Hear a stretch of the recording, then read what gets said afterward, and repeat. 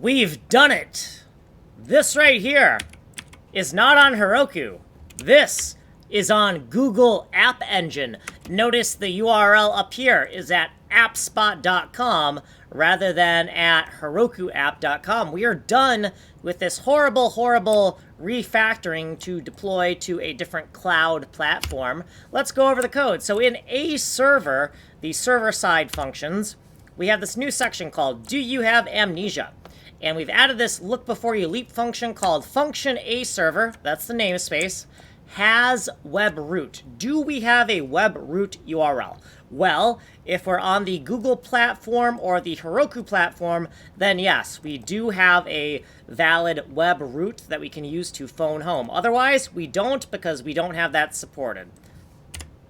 In the backend, the server backend section, in the yes Node.js section, so we're in a Node.js environment, inside our anonymous request handler function, in the Atomic Ivy MMO path that serves a pre-processed version of Atomic Ivy MMO.js, we've done our final refactor. So let's scroll down here, and we see this section, Get App Domain, with a 59. We wrote this section 300 videos ago, exactly 300 videos ago, because there's the 359 right there.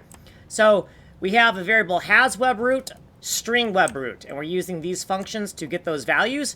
If we don't have a web root, then we're going to set these values here. If we do have a web root, then we're going to set these values here.